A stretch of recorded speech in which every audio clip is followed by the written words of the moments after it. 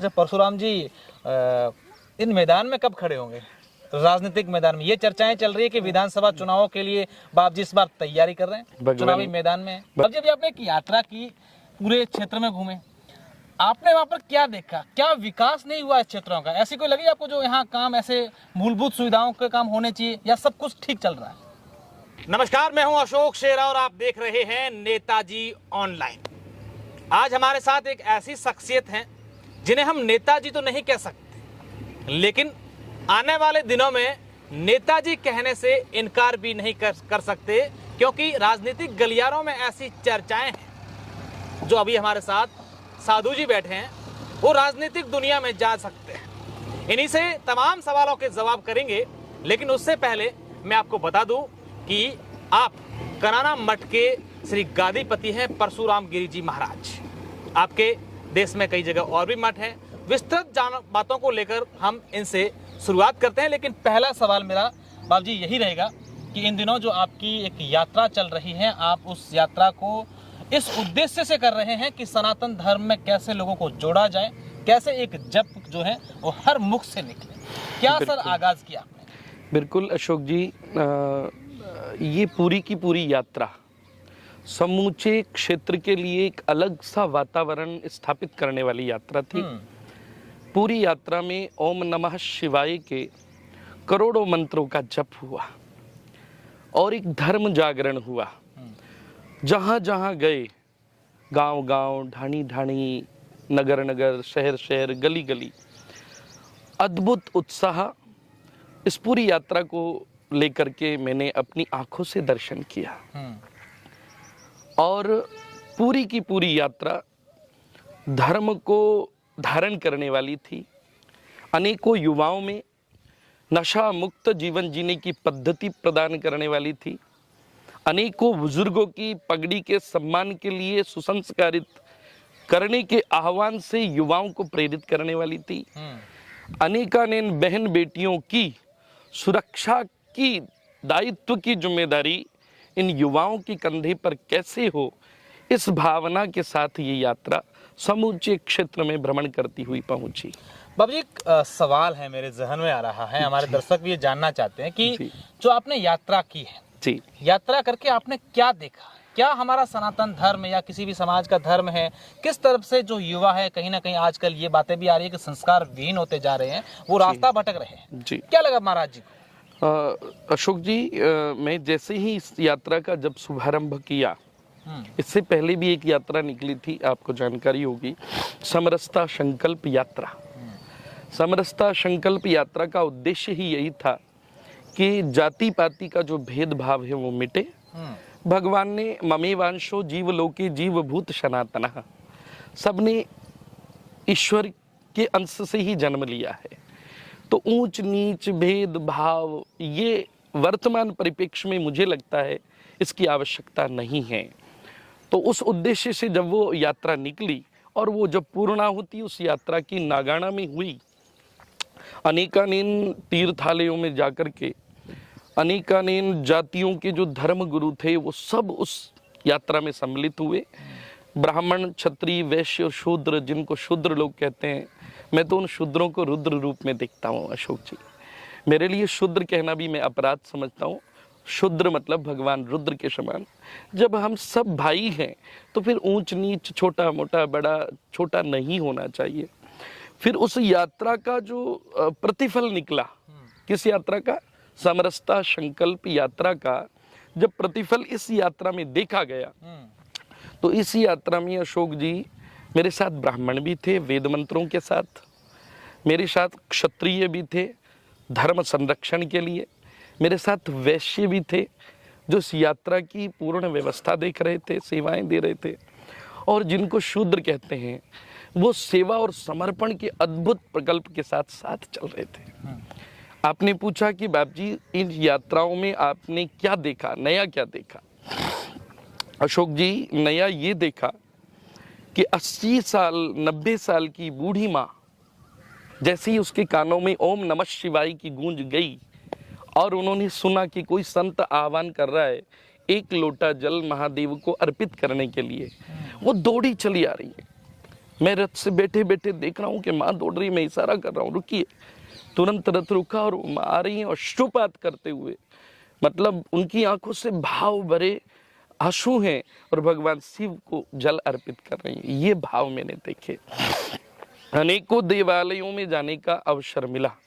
हजारों हजारों वर्ष पुराने हमारे जो देवालय हैं, जो मठ हैं, जो मंदिर हैं, जो मंडियां हैं, जो गुरुद्वारे हैं, उनमें जाने का सौभाग्य मिला।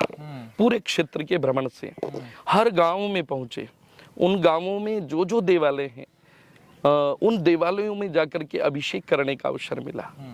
और अभिषेक के साथ साथ सबसे बड़ी चीज ये देखो, जो एक बनाई हुई थी कि छोटी जाति वाले अंदर प्रवेश नहीं करेंगे, आपको पता है ऐसा है अभी भी कई जगह, लेकिन मेरे साथ चारों वर्ण चल रहे थे। ये अद्भुत परिणाम था कि जिन देवालयों में गए, आप देखिए ब्रह्मधाम हमारा सबसे बड़ा धाम है यहाँ, ब्रह्मधाम तुलसाराम जी बाप जी वहाँ विराजते हैं।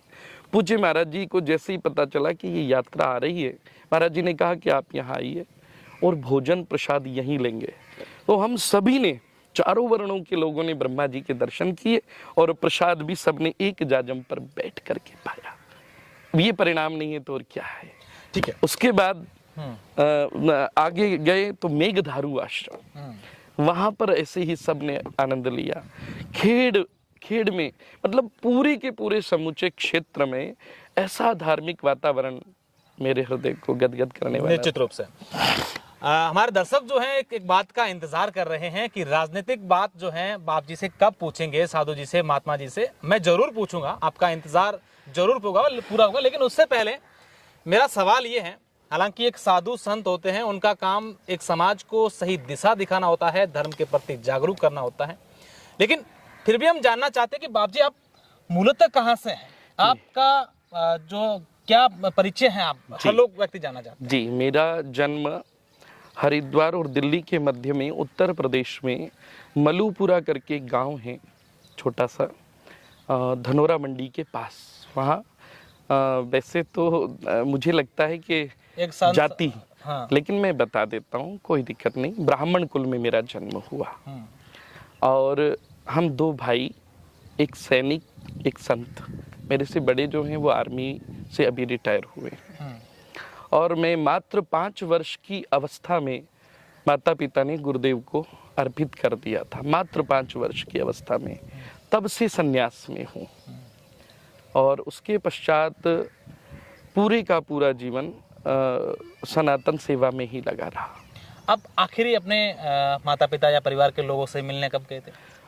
मैं कभी कभी धनोरा मंडी में हमारे पूज्य महेंद्र गिरी जी महाराज की समाधि है, तो जब भी हरिद्वार जाते हैं तो समाधि में दर्शन करने के लिए गुरुदेव की जाते हैं, तब वो स्वयं वहाँ आकर के दर्शन देने आ जाते हैं माता पिता। मैं परम सौभाग्यशाली हूँ कि ऐसी जननी किम तया क्रियते धिन्वा न द्रोगधीन गर्भणी को अर्थ पुत्र जाते न यो न विद्वान न भक्तिमान। ऐसी माँ से क्या लाभ जो अनेकों पुत्रों को जन्म दे लेकिन उसका कोई पुत्र विद्वान या कीर्तिवान न बने। मुझे ऐसा लगता है कि मेरा परम सौभाग्य है जिस माँ ने मुझे जन्म दिया है। मैं बारंबार प्रणाम करता हूँ, उन्होंने एक पुत्र को सैनिक बनाया और एक को संत बनाया, इससे बड़ा परम सौभाग्य क्या हो सकता है। अच्छा बाप जी, आप लंबे समय से पश्चिमी राजस्थान के ठेठ ये मारवाड़ इलाका का जो कहलाता है, यहाँ का जो आपसी भाईचारा है, यहाँ का रहन सहन है, उसके पूरा देश में एक मिसाल कायम है। आपने आकर क्या देखा है इस पूरे क्षेत्र में? मैं अशोक जी 2000 में लगभग यहाँ आया था। 23 साल से आप यहीं हैं? 23 वर्षों से मैं मारवाड़ में हूँ। रोहट, पाली डिस्ट्रिक्ट में रोहट है, रोहट के पास में एक रामपुरा गाँव है, छोटा सा। मेरी उस समय अवस्था भी बहुत छोटी थी, तब मैं यहाँ आया।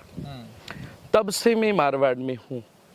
यहाँ की आध्यात्मिकता, यहाँ का समर्पण, यहाँ की संस्कृति जिसने मेरे हृदय को छू लिया। और यहीं मैं मात्र 3 दिन के लिए यहाँ आया था। मैं आज आपको बताऊं, कुरुक्षेत्रपुरी जी करके एक संत हुआ करते थे, वो मुझे हरिद्वार से 3 दिन के भ्रमण के लिए लाए थे। कहाँ पे? मारवाड़। क्या आप चलो, 3 दिन बाद आप भले ही वापस आ जाना। वो 3 दिन का भ्रमण अभी तक पूरा नहीं हुआ। तब मैं बाल्यकाल में रोहट के पास में ही रामपुरा के पास शिव खेड़ा करके एक अति प्राचीन मंदिर है, वहाँ पे साधना की 1 वर्ष तक। एक वहाँ जीवित समाधि है हीरापुरी जी बाप जी की, वहाँ 1 वर्ष साधना की। उसके पश्चात फिर अखाड़े में गए, संन्यास हुआ, फिर वापस मारवाड़ आए। फिर 2004 में उज्जैन कुंभ के बाद में रोहट के पास में ही श्री गणेश आश्रम की मैंने स्थापना की और वहाँ 3 वर्ष तक गणपति अथर्व शीर्ष का अखंड 24 ही घंटे स्तवन वहाँ पर चला। और वहाँ अभी वेद विद्यालय निर्माणाधीन है, अभी वहाँ वेद विद्यालय की संरचना है। उसके पश्चात वो 3 दिन अभी तक पूरे नहीं हुए, मारवाड़ में भ्रमण करते करते, और 2010 में पूज्य संतों ने मुझे श्री पंचदश नाम जूना अखाड़े का थानापति पद का दायित्व दिया। वहाँ सेवा में लग गए, अखाड़े की सेवाओं में। उसके बाद 2013 में श्री पंचदश नाम जूना अखाड़े ने मुझे अंतर्राष्ट्रीय मंत्री पद का दायित्व जूना अखाड़ा ने वहाँ सेवाएं दी। फिर पूज्य रामेश्वर गिरि जी महाराज जो यहाँ के कनाना के महंत जी थे, 16वें महंत थे। ये जो मठ है कनाना, विक्रम संवत 1440 का मठ है, इतना प्राचीन है। तो पूज्य गुरुदेव रामेश्वर गिरि जी ने मेरा चयन स्वयं रोहित से जाकर के चयन किया और उत्तराधिकारी के रूप में यहाँ मुझे वर्णित किया। स्वयं लेकर के आए, इन सभी गांववासियों को, क्षेत्रवासियों को बुलाया, पूछा कि मैं इनसे संतुष्ट हूँ और इन्हें अपना उत्तराधिकारी बनाना चाहता हूँ। गांव वालों ने भी सहमति, क्षेत्र वालों ने जताई और पूज्य महाराज जी ने मुझे विजयदशमी के दिन यहाँ का उत्तराधिकारी घोषित किया। फिर पूज्य महाराज जी की सेवा में जितनी मेरी इच्छा थी या महाराज जी वृद्ध हो गए तो मेरा दायित्व है कि अब मैं महाराज जी की खूब सेवा करूं, लेकिन जितनी सेवा मुझे करनी चाहिए थी मैं नहीं कर पाया। पूज्य महाराज जी 15 दिन बाद ही देवलोक हो गए। फिर जब बाप जी देवलोक हुए तो उत्तराधिकारी वो पहले ही बना गए थे। पूज्य संतों ने आगे सारे विधि विधान से फिर यहाँ मठ और ये सारी व्यवस्थाएं उस समय से सेवा में है। अच्छा बाप जी, राजनीति को क्या देखते हैं आप? राजनीति कैसी लगती है आपको? इदम राष्ट्रम इदम न मम। मेरा ध्येय है कि राष्ट्र की उन्नति और प्रगति, राष्ट्र के प्रति समर्पण, राष्ट्र का प्रतिपल चिंतन मनन करना। एक संत का इससे बड़ा कोई लक्ष्य नहीं हो सकता। प्रतिपल चिंतन करे, प्रतिपल उसको हृदय में ये रहे कि मेरी माँ भारती का गौरव कैसे बढ़ाया जाए, कैसे माँ भारती के प्रति हम समर्पित रहें, कैसे हम और लोगों को भी प्रेरित करें। अच्छा। जो भारत की उन्नति और प्रगति में अपनी अपनी भूमिका निभाएं। अपने देश में एक परसेप्शन है जी कि साधु संत हैं, उन साधु संतों का एक विशेष पार्टी के प्रति हमेशा से झुकाव रहता है। क्या परशुराम गिरि जी का भी ऐसा ही है? मैंने कहा ना, इदम राष्ट्रम इदम न मम।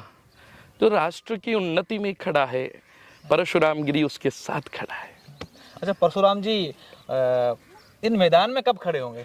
राजनीतिक मैदान में ये चर्चाएं चल रही है कि विधानसभा चुनावों के लिए बाप जी इस बार तैयारी कर रहे हैं, चुनावी मैदान में। भगवान, मैंने अभी ये यात्रा जो की, इस यात्रा में नशा मुक्त समाज, और कई लोग तो इस यात्रा को भी संस्कार युक्त समाज, राष्ट्र भक्त समाज का निर्माण कैसे किया जाए। और मुझे लग रहा है कि मैं उस संकल्प की ओर बढ़ रहा हूँ जो युवाओं में नशा मुक्ति का अभियान है। अब जब इस यात्रा को लेकर के हम पहुंचे तो अनेकों ऐसे दृष्टांत हैं। बालोतरा में राजपूत समाज का भवन बना हुआ है अशोक जी, वहाँ मैं गया। तो छात्रावास में हमारा दोपहर का भोजन था सभी का। तो छात्रावास में बच्चे अपने अध्ययनरत थे। मेरा मन हुआ कि मैं बच्चों से संवाद करूं। मैंने उनको पास में बैठा करके उनसे संवाद किया, उनसे निवेदन किया। मैंने कहा मैं कुछ आपसे भिक्षा मांगना चाहता हूँ। बोले बाप जी आप आदेश करो। तो मैंने कहा आप राजपुत्र हैं, क्षत्रिय हैं, क्षत्रिय का धर्म होता है कि वो अभयत्व दे। क्या दे? अभय दे, रक्षण करे, संरक्षण करे धर्म का। आप में से कौन कौन लोग मांसाहारी हैं बताइए। वो बच्चे एकदम थोड़ा सा कुछ आए। मैंने कहा मुझसे झूठ बोलने की आवश्यकता नहीं है, आप संतों से गुरु से कुछ छुपाना नहीं चाहिए। तो उन्होंने फिर हाथ बोले हाँ हमारे जी हाँ। फिर मैंने एक दृष्टांत के माध्यम से उनसे अपनी बात अशोक जी रखी।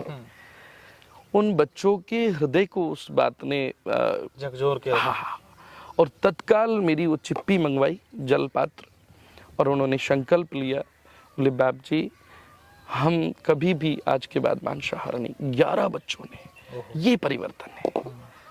और उसके बाद में कितनी लोगों ने, लगभग मुझे लगता है कि पूरी यात्रा में 1000 से अधिक युवाओं ने नशा मुक्त जीवन जीने का संकल्प लिया। विद्यालयों में गए, हमने वहाँ विद्यालयों में प्रतिज्ञा के कार्यक्रम रखे थे, आपने देखे होंगे। बच्चों के पास गए, बच्चों से प्रतिज्ञाएं कराई कि बोलिए मैं आज के बाद सदैव पूर्ण जीवन पर्यंत अपने माता पिता और गुरुजनों के प्रति समर्पित रहूंगा और इस राष्ट्र की उन्नति और प्रगति में अग्रिम पंक्ति में खड़ा मिलूंगा। इस प्रकार की जो संकल्पबद्धता थी वो उन छोटे छोटे बच्चों में मैंने देखी। निश्चित रूप से हमारे सवाल को लेकर बाप जी ने कहीं ना कहीं रास्ता बदल दिया है, लेकिन मेरा सवाल अभी पूरा नहीं हुआ है। मेरा सवाल जो अगला सवाल है, कहीं ना कहीं उस सवाल के जवाब में बाप जी इस बात का जिक्र जरूर करेंगे कि क्या वो इस दिशा में है। बाप जी अभी आपने एक यात्रा की, पूरे क्षेत्र में घूमे, आपने वहां पर क्या देखा? क्या विकास नहीं हुआ इस क्षेत्रों का? ऐसी कोई लगी आपको जो यहाँ काम ऐसे मूलभूत सुविधाओं के काम होने चाहिए, या सब कुछ ठीक चल रहा है? बिल्कुल मुझे लगा, क्योंकि गाड़ियों से चलने का अवसर मिला, कई जगह पैदल भी चले, तो जहाँ जहाँ आवश्यकताएं लगी कि मूलभूत जो सुविधाएं होनी चाहिए, आज जनता को क्या चाहिए? उनको सड़क अच्छा मिल जाए, पानी उपलब्ध हो जाए, बिजली समय पे मिल जाए, रोजमर्रा की जिंदगी उनकी अच्छी सुचारू चलती रहे। तो कहीं कहीं अभाव लगा, वहाँ मैं आह्वान करूँगा कि वहाँ जरूर। अच्छा बाबू जी, तमाम प्रकार की मूलभूत आवश्यकताओं की पूर्ति करने के लिए, समस्याओं का समाधान करने के लिए व्यक्ति को सरकार का हिस्सा बनना पड़ता है। आप समाज सुधारक हैं, आप चाहते हैं, तो आपको लगता है कि इस प्रकार के सुधार होने चाहिए? सुधार होने चाहिए।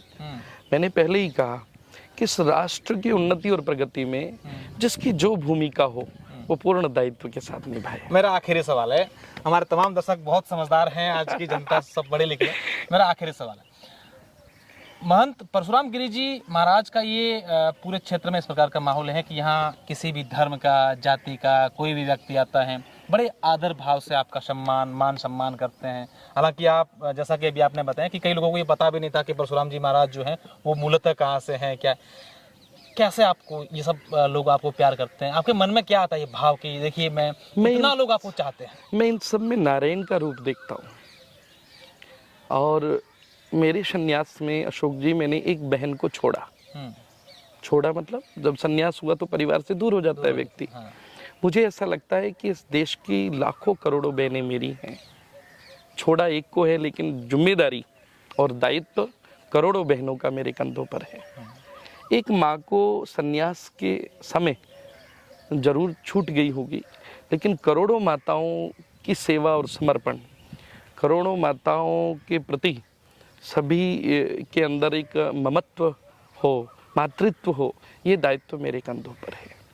एक पिता को छोड़ा संन्यास में, लेकिन इस देश के सभी बुजुर्ग मेरे पितृतुल्य, उनकी सम्मान, उनकी पगड़ी का सम्मान, उनकी सेवा समय पे हो, ये दायित्व भी एक संत के कंधों पर होता है।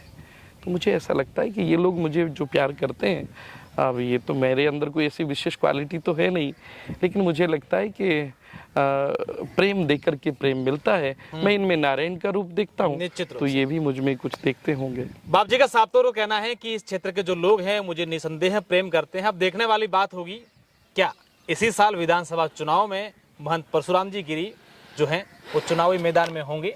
क्या जनता का प्यार इसी प्रकार बरकरार रहेगा?